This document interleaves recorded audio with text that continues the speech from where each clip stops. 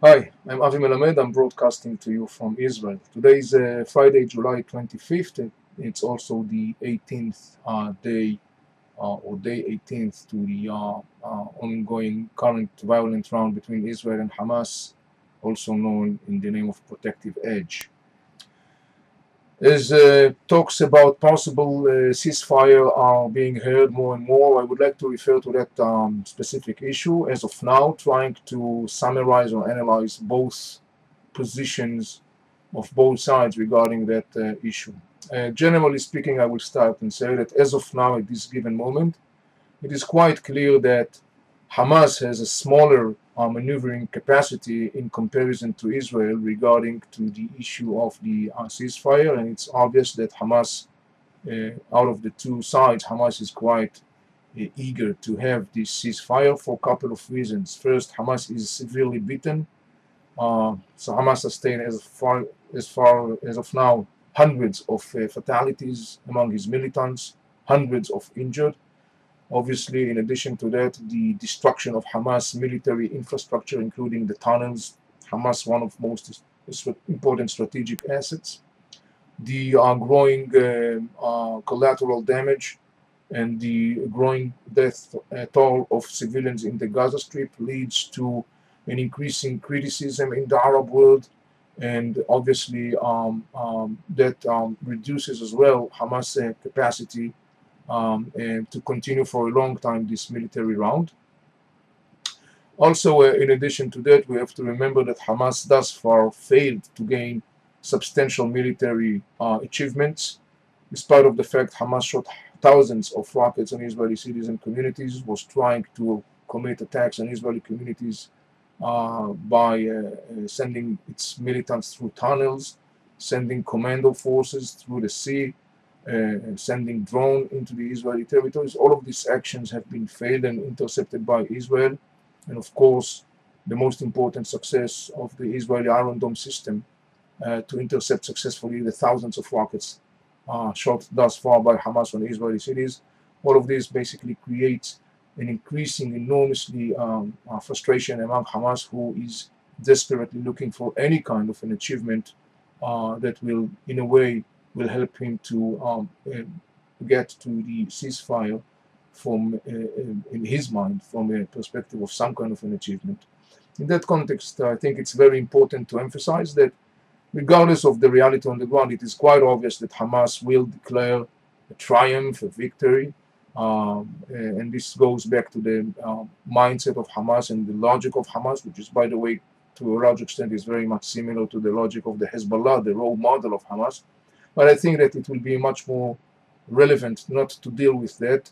It is an issue that Israel neither have the capacity or the ability to control the way Hamas thinks and views things, nor the psychological element of warfare that Hamas is conducting. I think what is more important is to, in the end of the day, to understand what are the ramifications, what are the possible developments on the ground as an outcome of this current round. This is the most important thing. I will probably deal with that in my next analysis. As far as Israel is concerned, as of now, on the one hand, Israel has a larger maneuvering capacity regarding, or in comparison to Hamas, regarding to the issue of the ceasefire for a couple of reasons. Israeli IDF has a substantial achievements thus far in the fight. Very important, of course, is the role of the Iron Dome system that intercepts successfully the thousands of rockets poured on Israeli cities by Hamas. And I would say that the most important thing is, of course, the decisive consensus of Israeli public opinion, who strongly supports Israeli government to continue with the operation and to make sure actually that this operation will result in different strategic reality that will be much better for Israel and Israeli civilians. On the other hand, Israel has to take into consideration a couple of things that that should be taken seriously regarding the decision whether to accept the American initiative for a humanitarian ceasefire as offered by Secretary of State Kerry. One is, of course, the fact that this is an American initiative, Israel, of course, has to be very much tuned to that fact.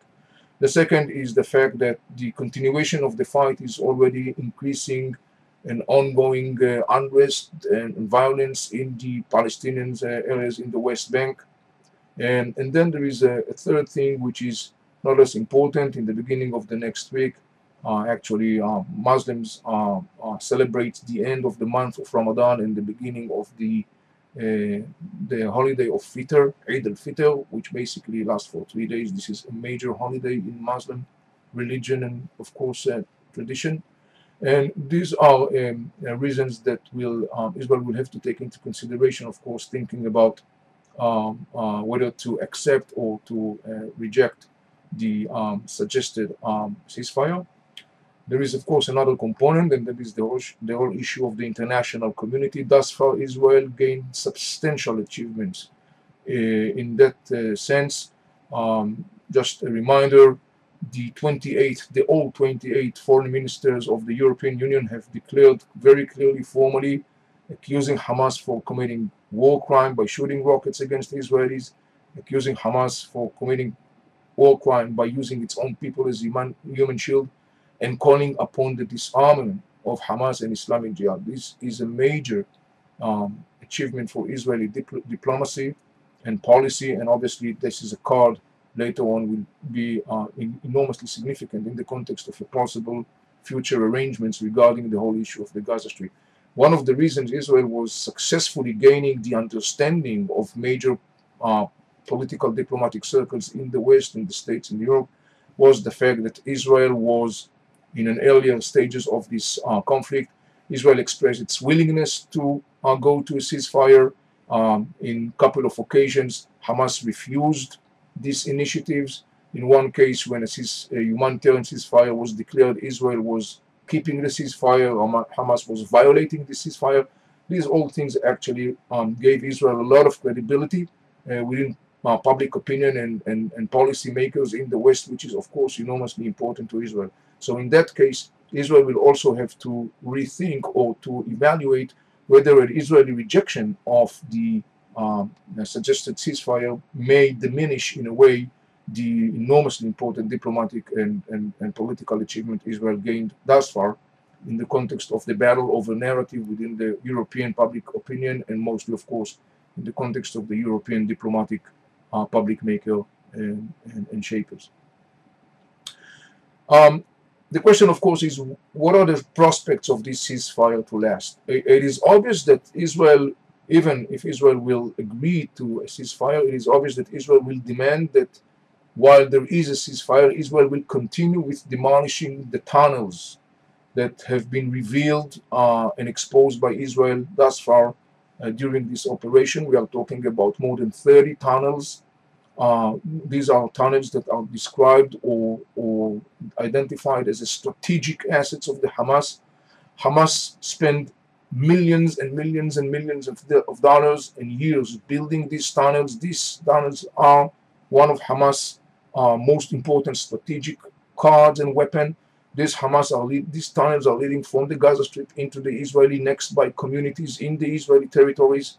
And apparently there was a strategy or a comprehensive plan of Hamas that at some point in the right timing, hundreds of Hamas militants, if not more, will basically emerge from these tunnels on the Israeli territory to commit a massive massacre of Israeli citizens, kidnapping Israeli citizens, and of course, they're also attacking Israeli soldiers.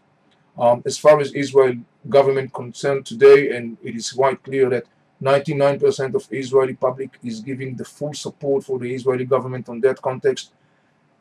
Abolishing these strategic threat, meaning the tunnels that Hamas was building, is non-negotiable. This is something that Israel will insist to do in any circumstances.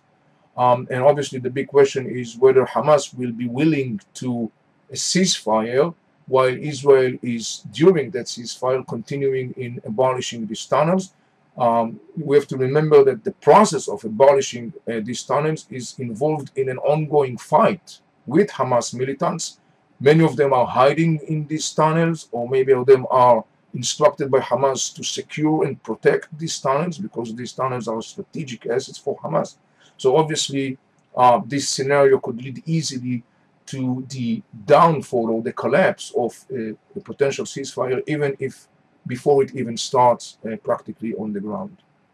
Obviously, right now it's impossible to predict what will be the outcome of such activities on the ground, and therefore, of course, we could understand that as of now, the whole issue of the ceasefire that has not been signed yet, and when it's be signed, if it's going to be signed, is obviously a very fragile, fluid reality that could change in any given moment on the ground. This is Avi Melamed from Israel. Thank you for listening. Goodbye and shalom.